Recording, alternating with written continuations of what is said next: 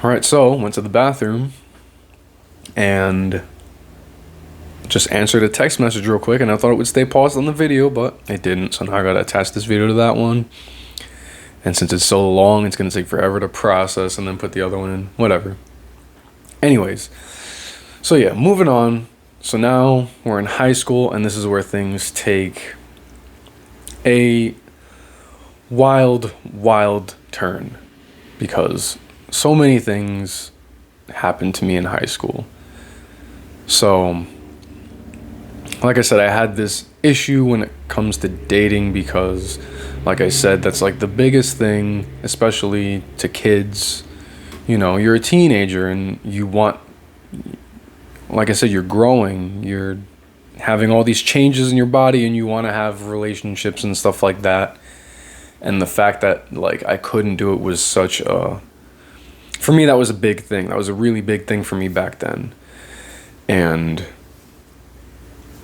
I mean, how could it not be? I mean, it was a big thing for every kid. I mean, and it's even a big thing for, I should say, a serious thing, because it really is. It really is for even adults. When you go into adulthood and you can't love who you want to love, which is outrageous, which is, like I said a bunch of times before, so delusional, so ridiculous, and so insane that you can't love who you want to love.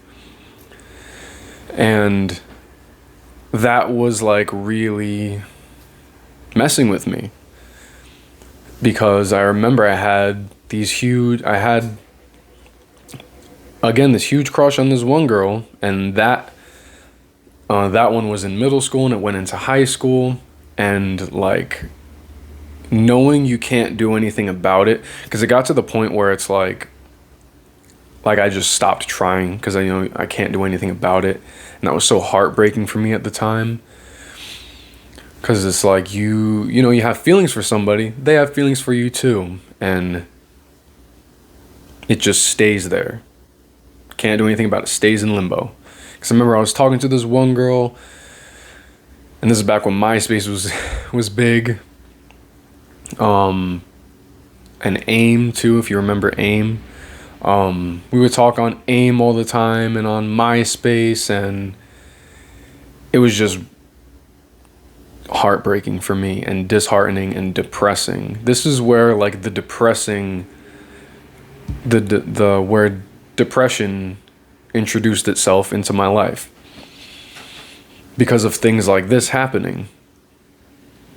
And yeah, I've pretty much said it how I've said it already. There's nothing you can do about it, and it is what it is. And it's, like I said, it's very confusing, very, very confusing, because you're not supposed to want to, but your natural instincts are telling you to, and you have to go against your body, you have to go against your mind, you have to go against your heart, you have to go against your very being and deny that and push it away from you and hate what Jehovah hates. You have to hate it. And just not being able to do that, to go against my natural, normal instincts, like, was so fucked up, and it fucked me up. Like I said, we'll get into it, but it started leading to a lot of depression. So, yeah, things like that happening. I didn't get major depression yet in 9th grade, but so we're getting there. Like I said, talking to this one girl I had a big crush on, whatever, eventually fell off because nothing went anywhere, obviously. So, what was I gonna say? Losing my train of thought now. Losing my train of thought. Nothing really crazy happened in ninth grade that I can remember. Other than, okay, so ninth grade was when I first, I was just like, when it came to drugs, I was like, you know what? Fuck it, I'm gonna go for it. Because, you know, my friend who was always smokes weed all the time, the biggest pothead, we went to, no, so homecoming game. So I went to homecoming game in middle school. First time I ever went, and it was great, and yada, yada, yada. So I went in on my freshman year of high school, and I was hanging out with all my friends, and I was hanging out with one of my sister's friends, and he had a joint, and it was the first time I had ever tried weed, and I was like, I'm going for it. So I tried it, and it was like, I didn't really feel much at all. I probably didn't inhale it right. So the real first time I tried was when I went over to my friend's house. His name is Colin, by the way, the drummer that I was best friends with. And so I went over to his house and started smoking, and oh my God, one of my earliest memories of being so high. So if you've smoked weed before or really done any kind of wild mind-altering drug, you know the time dissolution is outrageous. So I remember I started panicking because I'm like, dude, I thought hours had gone by. I was like, dude, my dad's gonna be here any moment to pick me up. And like, I was like, dude, my dad's gonna be here any moment to pick me up. Like, what do I do? I'm so high. And I look at and he's like, dude, it's only whatever time it was. This was after school. And I remember I looked at the clock and I was like, oh my God. And I started just dying of laughter. I had a lot of memories like that. And he was like super excited that I'm smoking weed now. So anyways, a lot of fun high adventures in my ninth grade year. Just going over his house and just having fun, enjoying life. And so I remember what made me stop though, because I did eventually stop, was, so I started smoking joints and bowls and bongs. I remember one time, because he would always have people over. His sister would have people over. So it was always, sometimes there would just be like a ton of people over. So we're all in, I don't even know why I'm telling the story. This doesn't really have anything to do with it, but I'm already this far. Well, I guess this will be, no, it does have a significance for a later video. But we're all in his sister's room, sitting on her bed in like well, we're all around the room. Some of us are on the bed, some of us are in chairs. We're just all around the room in a smoking circle. We're all passing around the bong. And for whatever reason, this time, I'd never experienced this before when smoking. Hit the bong, and all of a sudden it felt like my throat, I mean, you know this feeling. My throat felt like it swelled to the size of a pinhole. And I'm like coughing up a lung. I could barely breathe. I'm like, what the fuck is going on? I thought, I was like either allergic to weed or like this was it. I killed myself. I can't breathe now. I'm gonna die. So I remember like running downstairs, going to his sink, turning on the sink, and just downing water from the sink. Because I was like, I thought I had just like somehow like survived dying from weed. So it's so ridiculous saying this, but I thought I had somehow survived by some miracle. And I thought, I don't know what I thought exactly at the time, but I just knew somehow I survived. And he comes down, he's like, yo, are you good? I'm like, yeah, I'm good. I just started coughing a lot, had an itchy throat. I didn't tell him that, because I didn't want to seem like an idiot. So I go back up into the room and they pass me. I'm like, no, I'm good now. And from then, I didn't smoke weed for the rest of high school.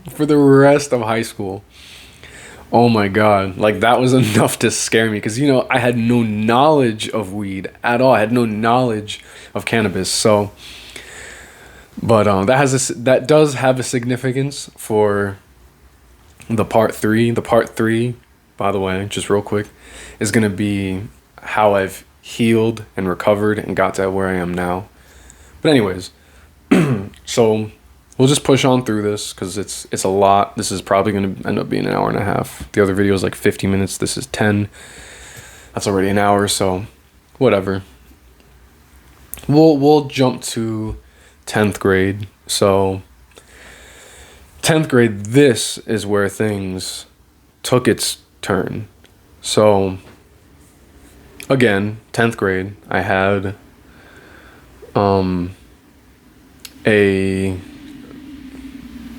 I decided, I'm like, you know what, I'm gonna try to make a relationship work somehow, because I was just so tired of it. You know, I'm tired of, like, I have these opportunities and I can't do anything about it. So I was just like, you know what, there's got to be a way to do this. There has to be a way. So anyways, fast forward to 10th grade. It was like the second or third month in of 10th grade. I ended up getting this girlfriend, and I was trying to find a way around it. So I was like, how do I do this? How? So me and my friend, his name was Kyle, we would longboard all the time. We would downhill longboard.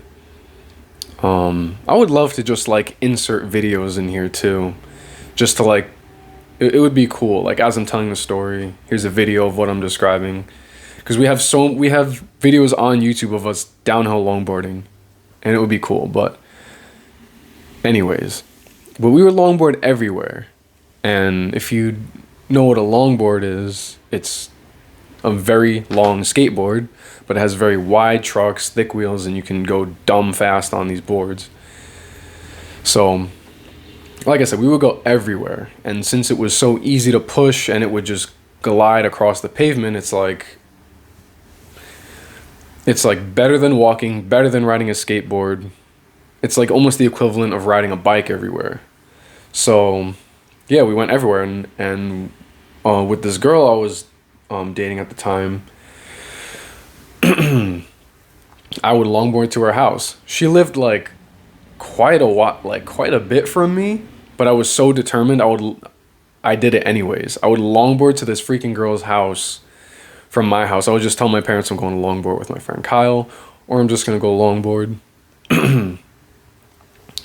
And also, by the way, I didn't have a phone yet. I mean, smartphones as it is just really started becoming like a thing when I was in like 9th grade. But I would say like 10th grade is when smartphones, like, everybody had a smartphone. Like, there was nobody that didn't have a smartphone except me, because my parents didn't want me to have a phone for the longest time and would use the excuse it's too expensive to have, which the real excuse was they don't want me having a phone, so I'm texting people all the time and texting girls.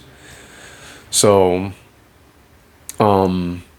anyways, I would longboard to this guy's house, to this girl's house, and it was such a long ride there. And I would do that in the middle of summer, but I was determined. I was like, I do not want to live this way. I don't want to live in denial of myself. And yeah, and this was such a turning point for my life, because so I'm sneaking to this girl's house all the time, and my mom has always been a very, very, maybe this is just a mom thing, but a very, very nosy person, always in my business. She would always ask, where are you going? Before I go out, and I'm like, oh, I'm going to be with Kyle. We'll probably be here. We'll be here. And, you know, and she would ask all the time. And so she's not dumb. So she would get a little suspicious of, because I would say, times where I would say I'm going here, and she would drive past there and she wouldn't see me there, and I would end up getting a text. How I got a text was I was able to have an iPod Touch, which iPod Touches had Wi-Fi on it, and I would use some texting app. It gave you some weird number, and you just text from that app. But I can only text when I'm on Wi-Fi. So she would send me a text to that number, which I don't understand why she would do that when I can only text when I have Wi-Fi. And because I remember when I got home, she was like, what? She's like, why didn't you answer my text? I'm like, how can I answer your text when I'm on Wi-Fi? Like, I only have, and I would shove it in her face. I'll be like, I only have this iPod because you won't let me have a phone. So if you want to be able to keep in touch with me with where I am, you can't do that because all I have is this iPod. So anyways, I'm getting off track here. I hate when I do this. I'm trying to focus and it's hard for me to focus. So anyways, yeah, I'm secretly seeing this girl behind my mom's back. At this point in my life, when it comes to Jehovah's Witness stuff, I didn't really know exactly what I thought. I believed it, but at the same time, not enough to not have a worldly girlfriend, you know? But like I said, the only thing making me believe it was fear. And I hated being so fearful all the time and anxious because of, yeah, I said it like a million times already, but you know what I mean? I hated being so, living in fear and anxious. And like I said, that's driving my belief. But for whatever reason, this one part of me was kind of just like, whatever. Was kind of like whatever about it. And that part of me, that's the part of me that's like, allowed myself to have a girlfriend and do all these things I'm not supposed to do and not care about it. But anyways, so eventually they end up finding out, and that was like the biggest, one of the craziest things that happened to me, and I'll explain why in a second. So this is when Instagram kind of came around too, 2012. I don't know if it was around before that, but this is when Instagram was like fairly new and popping off and whatnot. So I remember I made an Instagram, and when I was with this girl, she would take pictures of us and she put it on her Instagram. And there was this elder in my Kingdom Hall who would stalk my Instagram, typical elder behavior. And I guess he found her because she had commented on one of my pictures. And of course, him being a nosy elder, very funny story about him. And he was always like this. Always like this. And I guess he saw on her page the pictures of me and her together. So I assume he told my parents about that. And they knew, but didn't tell me they knew, and wanted to get it out of me. This is what I'm not sure about. Because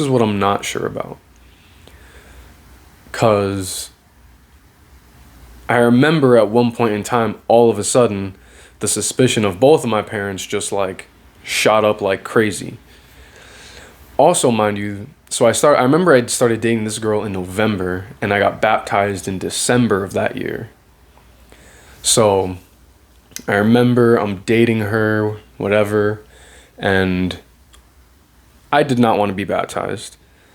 As it is, I'm over here with a worldly girlfriend, and that's making me feel super guilty. So I didn't want to be baptized. On top of it, I'm feeling very guilty to be baptized because I have this girlfriend.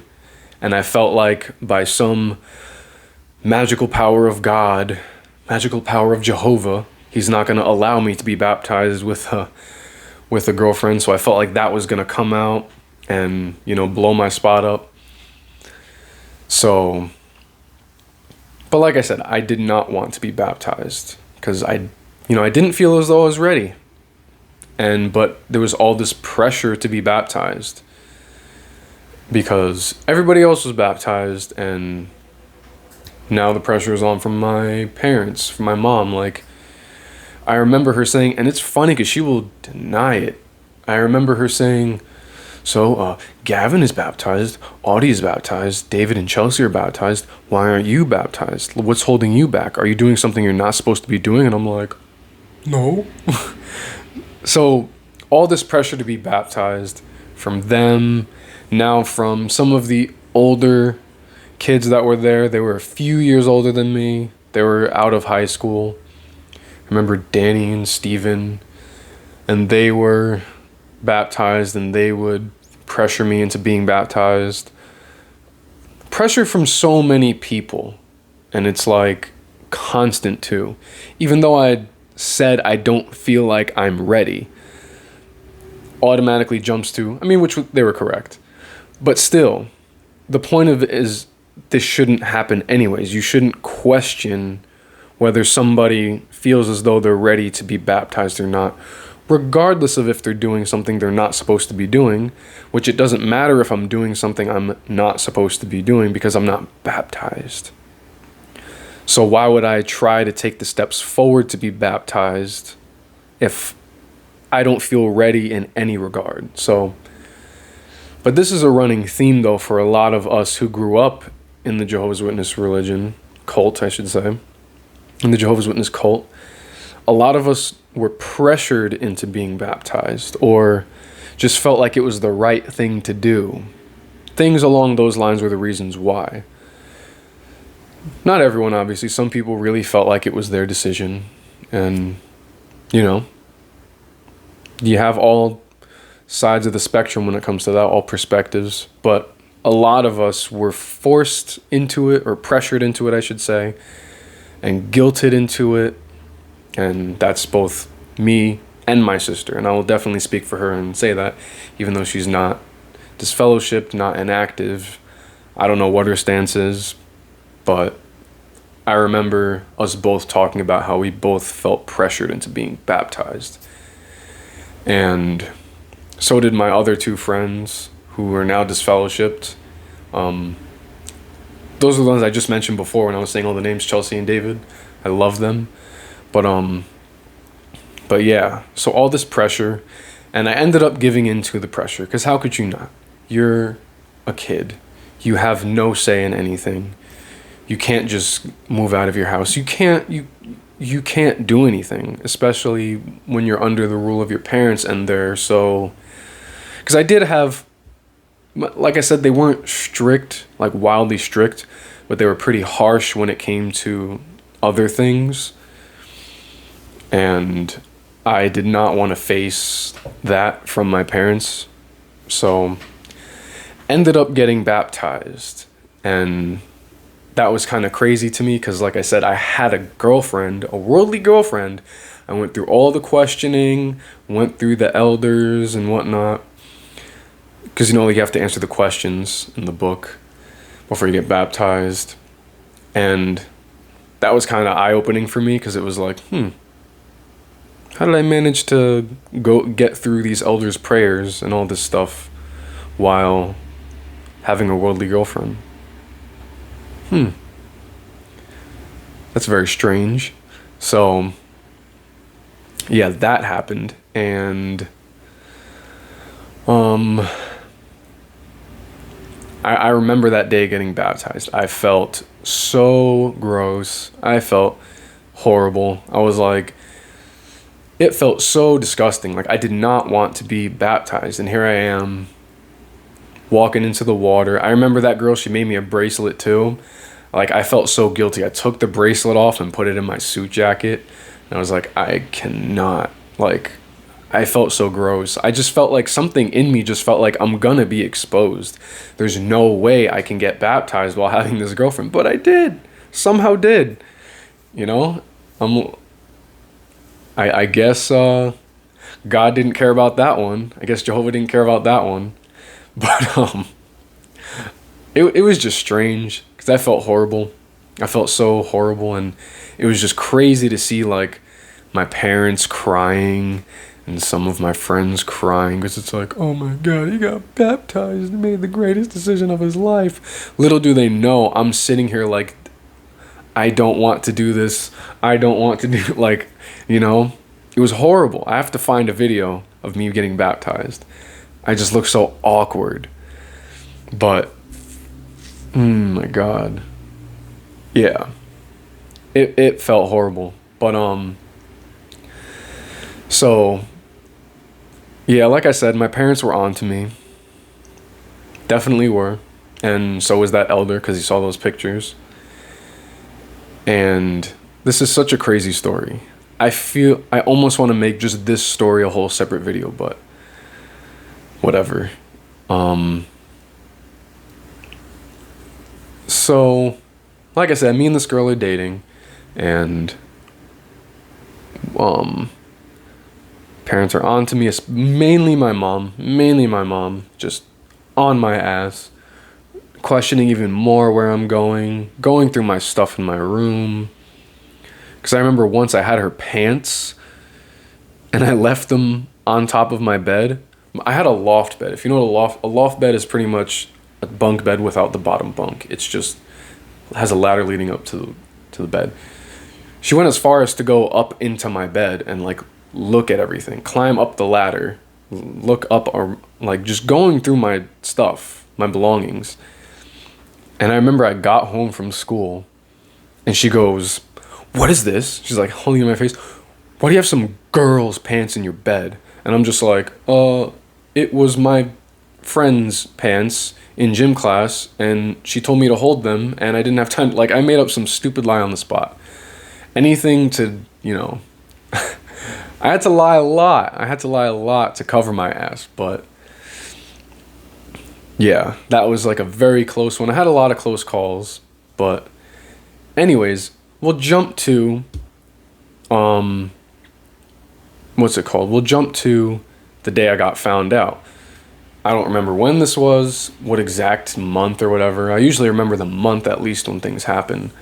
But, so I'm in my room, on the phone, talking to this girl.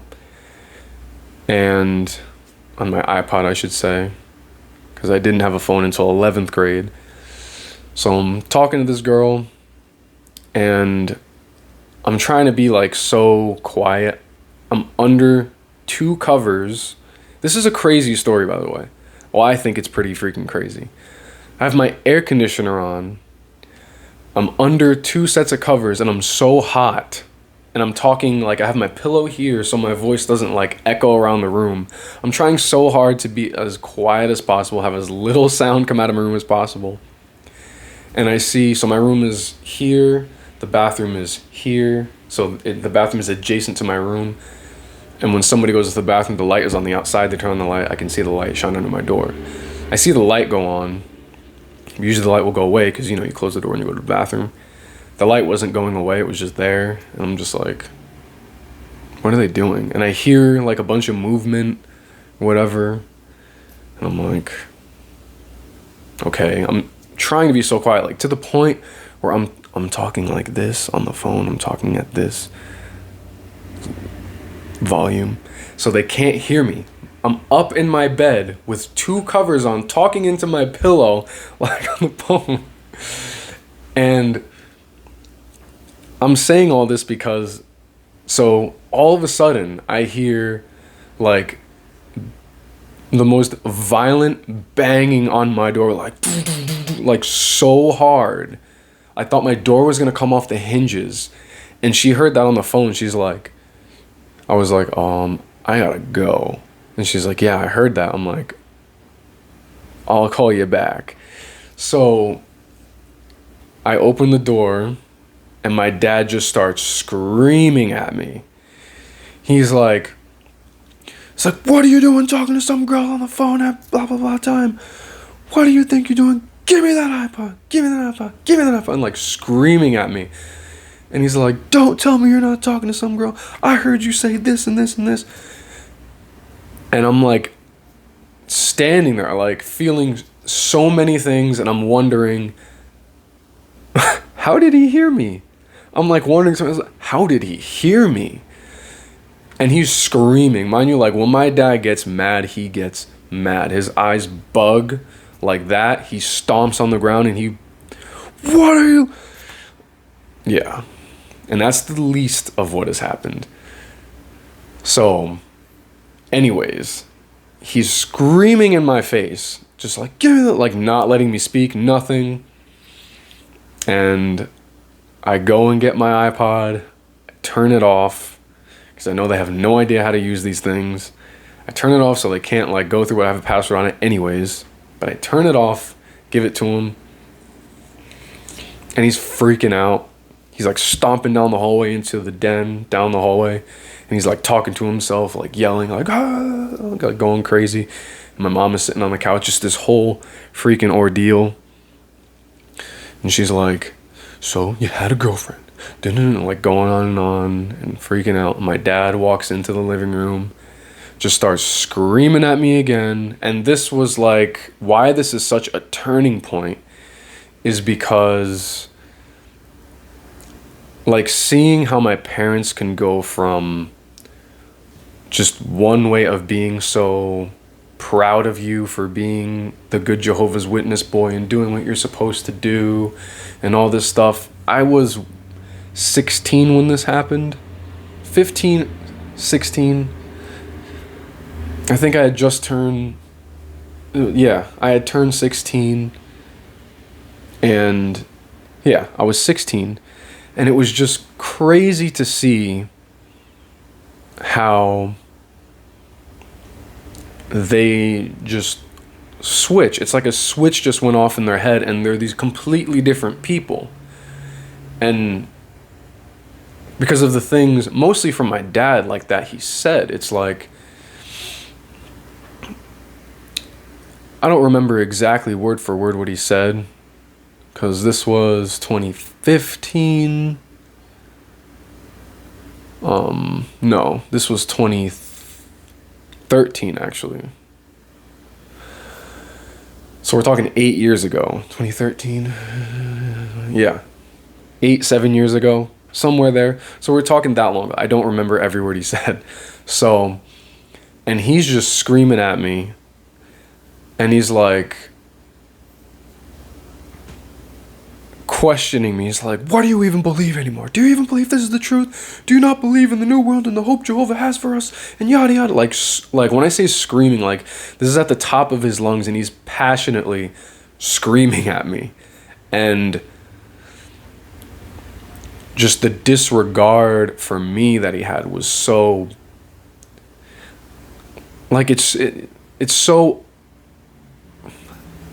anyways. And he's like, I don't care what you do when you turn 18. You could do whatever you want then. I don't care. You can go. And I remember him saying something. He's like, you can do. So he said something ridiculous. And he's like, you could do blah, blah, blah, blah for all I care. Whatever. I don't care. Do what you want from now. You live under our house. You live under our rules, this and that and blah, blah, blah. And like it was so, because what he said, like you can go do this for all, like he said a lot of, I'm leaving a lot out because I don't remember, but I just remember it was a lot of insulting things that were said to me like that. And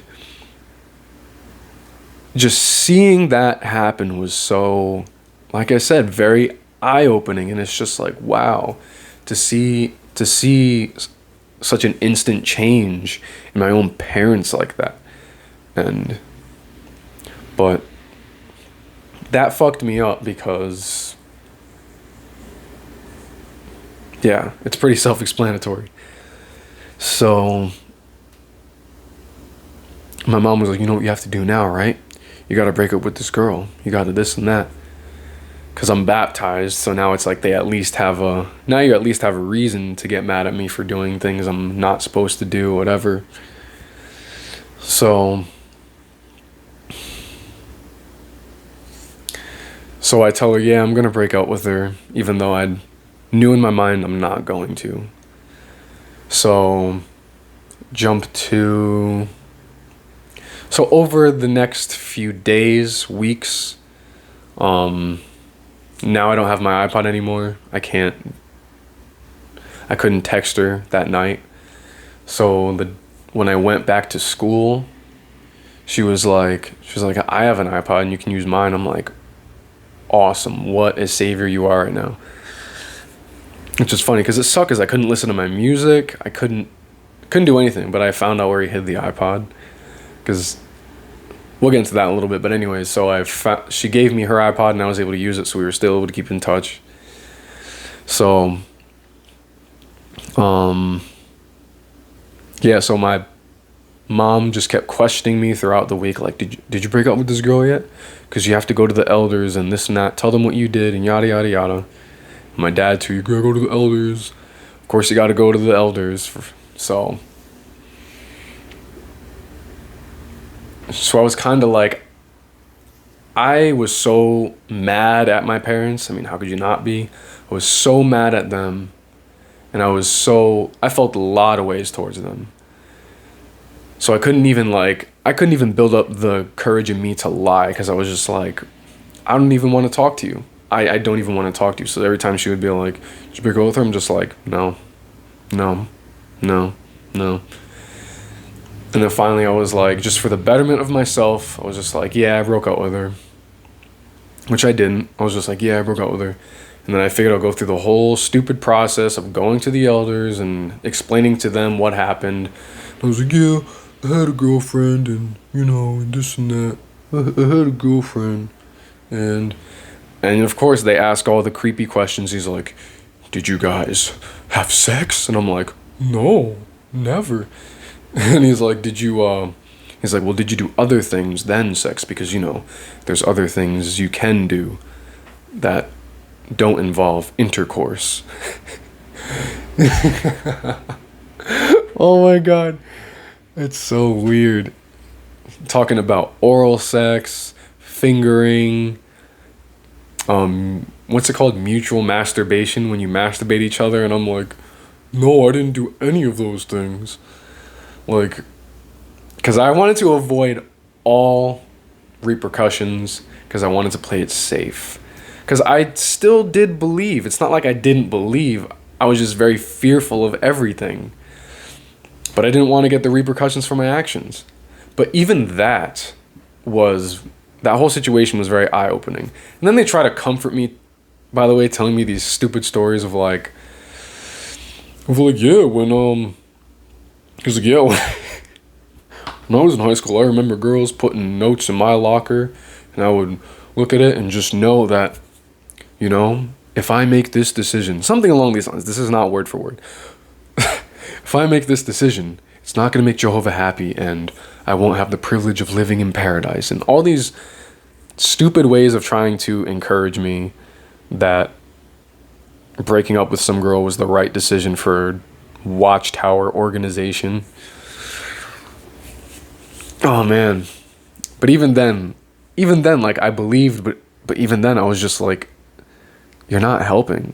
Like, this is ridiculous. This is insane, dude. Like, you're being creepy asking me sexual questions. Like, that is so strange. Ugh. As if it matters what form of sex you had. It's like, did you kiss? Did you start off as like, you've kissed this girl and this and that. Did you have intercourse? It's like, there's other forms of whatever he said, sex, of pleasure, whatever it was he said. And then that's when he went on about the oral and the masturbation and the fingering and the... Oh my God. It's just weird having two old dudes in front, like, asking you those things. It was weird. And then, of course, after I did all that, went through the bullshit, my dad is he's all happy for me now. He's like, so glad you made the right decision, son. I'm so glad. And all this happiness. And just seeing that was so strange. I can't get over how strange all of it is. Has always been the weirdest thing to me. It was just such a weird experience. It's like, I'm so happy you made the right decision and this and that, and I knew you would. Little does he know I'm lying. Like, you don't know me at all. It is just, oh my God. So strange. But that had a huge impact on me, because it's like, first off, I got away with lying to the elders, and I got away with so much, and it just was these subconscious ways of showing me that God is nowhere to be found in this religion. There is no God here. So what are you guys on about God and this and that? So I need to get moving with this. 40 minutes into the second part. But anyways, a lot of those things, by the way, that were happening in life were just these subtle, subconscious ways of showing me that there is no God in this religion here. Because how could I get away with so much and have no repercussions for those actions, especially to elders who are supposedly chosen by God and through prayer and whatever the case may be, I'm able to slip on through. But Jehovah didn't see that. He's just allowing it to happen every time. But yet it's just me lying, getting away with it because I want to live my life. Okay. So that event caused a lot of depression, which is very strange. So I ended up dating this girl for pretty much my whole 10th grade year. Yeah, my whole 10th grade year into 11th grade for a bit. And got my first phone in 11th grade. Into my 11th grade, and then ended up breaking up with her in December. And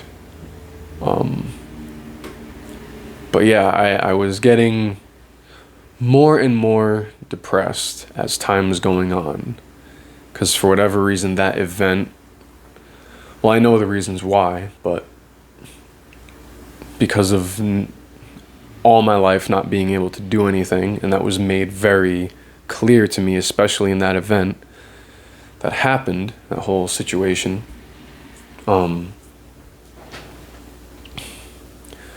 So that was very,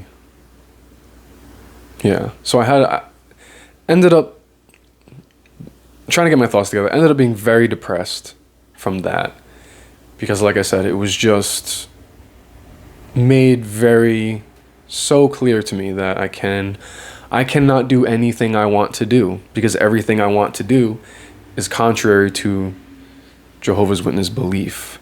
And I'm not living a happy life now, as they say you're living. We're the happiest people on earth. I don't know about you, but not me, because I'm fucking depressed. So dealt with some hardcore depression, and I got very, very depressed throughout 11th and 12th grade. And it was very bad, because 11th and 12th grade is like, I don't really remember too much of it.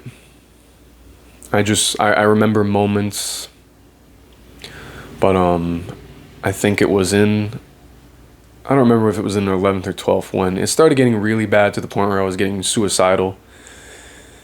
And, you know, it starts out small. You kind of just think about it. And, man, I was so depressed. I played Skyrim on my PS3 all day, from the moment I got home pretty much until I had to go to school. And I would play until like 4 in the morning, 3 in the morning, and I had to get up in 2 hours to go to school. And I would just come home, play Skyrim, which is an amazing game, by the way. I loved playing it. But I was just so depressed. And yeah, like I said, I burnt out my PS3 from just having it on all the time. And so yeah, I started getting suicidal. It starts out very small. I just kind of started having thoughts about it, like, if I died, I wouldn't really care, or this and that, and all these thoughts. And I never got to the point of attempting. I got kind of close. I got kind of close. Because I remember at one point, I was looking for pills in the house. I remember, I didn't even know if this would do it, but I remember when my sister got her tooth pulled out, her wisdom teeth pulled out, I should say. They gave her Vicodin, and I was trying to see if there was a bottle of that left, because I know it makes you feel good, and I was going to down the whole bottle like an idiot, but I couldn't find it anywhere, because I didn't want to die painfully. I just wanted to die and go, just so I don't have to deal with it anymore, and maybe by some mercy or grace of Jehovah or whatever, I'll be spared and I'll wake up in the new world. And if not, then so be it. I don't have to live this life and deal with this anymore. Because it was, I just felt, I felt like I got to the point where I just could not do it anymore. I got so depressed. But yeah, and since I couldn't find the pills, I looked for different pills in the house, and they were all like, when I would look them up, if you took too much, it was like, you're gonna like painfully die if you try this, if you do that. And I'm just like, I didn't want to die painfully. I did not want to die painfully. And I heard that hanging yourself, it's so weird talking about it, hanging yourself is not the most painful death ever, but I was like, well, a lot of people do it like that, so maybe I can do that.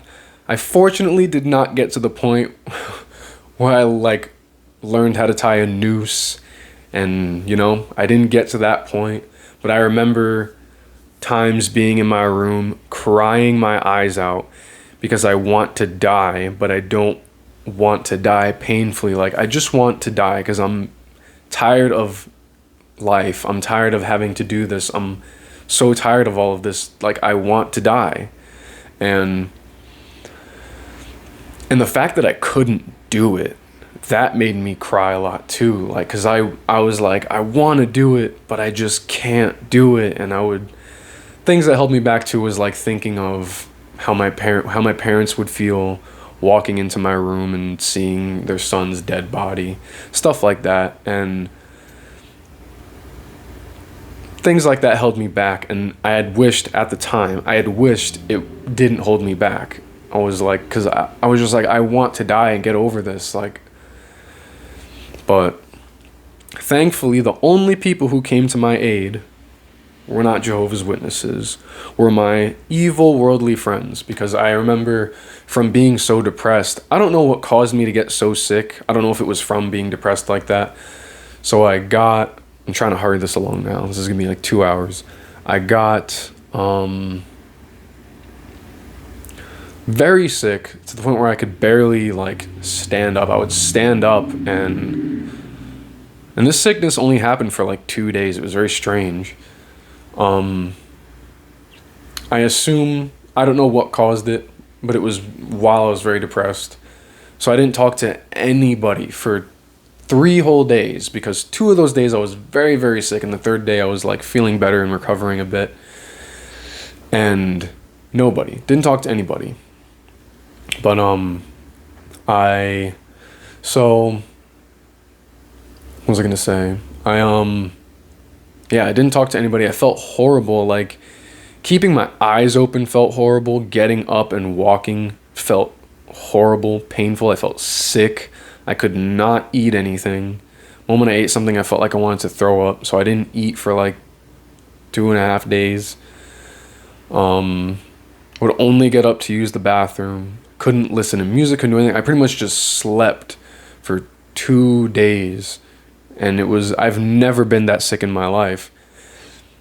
And the only people who came to me were 2 of my good friends, and it was Zach and Ed.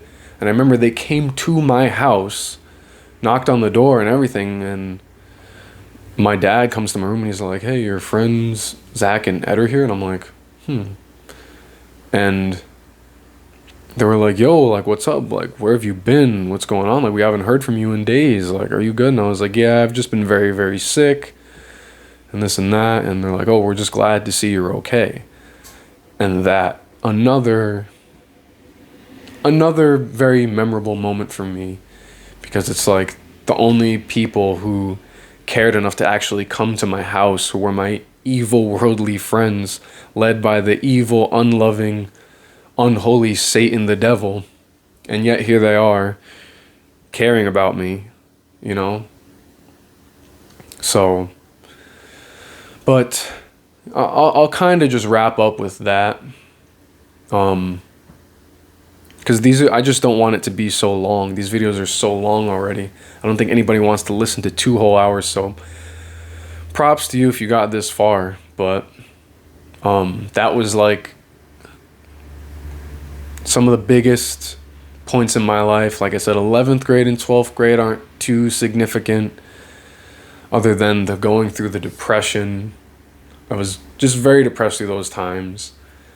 It was because of my 2 friends that we started hanging out more, because I did tell them that I was feeling very depressed and down and stuff like that. And so that I assume is what really helped me through those times, is just hanging out with my friends, spending time with them, and yeah, graduated in 2015, and 2 years later, because nothing else really wild. Well, there were some significant things, but I'll make a part 3. The part 3 will be a lot shorter, because it'll be kind of the conclusion of everything. And then, yeah. So this is part 2, and thank you if you made it this far. If you made it this far, that's awesome. I'm sorry that this is so long, but if you made it this far, awesome. Like, I really appreciate you listening and taking the time, and I hope something in this helped you relate, helped you, yeah, in some way relate, or some way feel like, you know, you're not alone. I know I went through a very mild situation compared to a lot of ex-Jehovah's Witnesses who've been through some horrible things, but I think all perspectives are important, because from the mild ones to the very crazy harsh ones, I've been able to take from both. So maybe there's something you can take from this, whatever it may be. I don't know, even if it's just laughing, I don't know, but I hope something. And if you're not a Jehovah's Witness, you learn more too, because that, like I said, that is the point of these videos, is to educate those who have never been a Jehovah's Witness, and to help those who are current Jehovah's Witnesses or ex-Jehovah's Witnesses. Current Jehovah's Witnesses being those who are questioning and don't know if you should leave and are taking these steps. And yeah, just thank you a lot for listening, and I really appreciate if you made it this far. And look out for part 3. I'm about to film it right now. It's not going to be anywhere near as long as the first 2 parts, especially the second part. But yeah, look out for part 3. It'll be uploaded soon after this one, and I'll just go into the rest until then, and then we can get into other subjects and stuff in other videos that I promise will not be 2-hour-long videos. So thank you for listening if you made it this far. Appreciate you. And give it a like and subscribe if you want to see more.